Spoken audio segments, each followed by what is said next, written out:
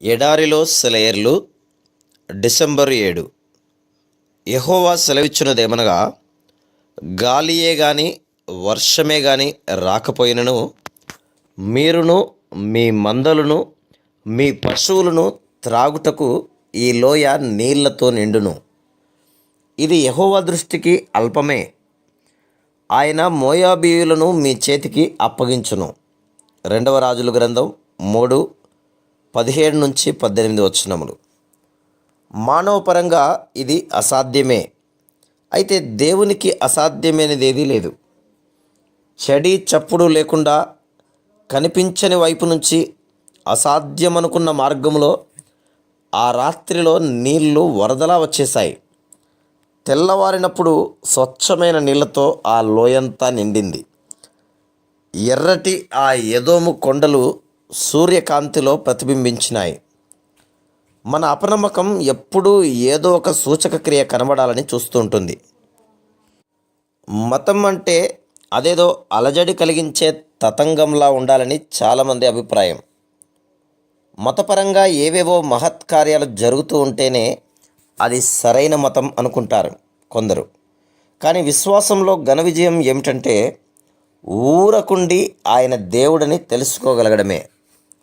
విశ్వాస విజయం ఏమిటంటే దాటరాని ఒక ఎర్ర సముద్రం ఒడ్డున ఊరక నిలబడి ప్రభు ఇవ్వబోయే రక్షణను చూడు అంటున్న దేవుని మాటల్ని వినడమే.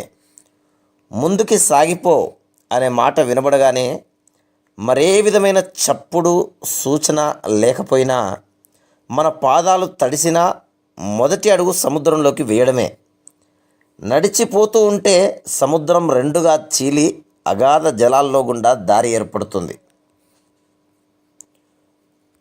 మీరు ఇంతకుముందు ఏదైనా దైవ సంబంధమైన మహత్కార్యాన్నో స్వస్థతనో కనులారా చూసి ఉన్నట్టయితే మిమ్మల్ని నిజంగా ఆశ్చర్యపరిచింది ఆ నిశ్శబ్దమే.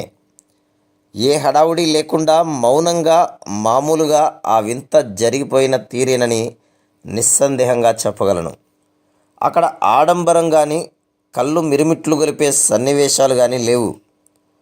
మన సర్వశక్తుడైన దేవుని సన్నిధిలో శూన్యమైపోయిన హృదయంతో నిలబడి ఇదంతా చేయడం ఆయనకి ఎంత తేలికైన పనో, ఎవరి సహాయము లేకుండా ఎంత సునాయాసంగా చేయగలిగాడో తలుచుకున్నాము.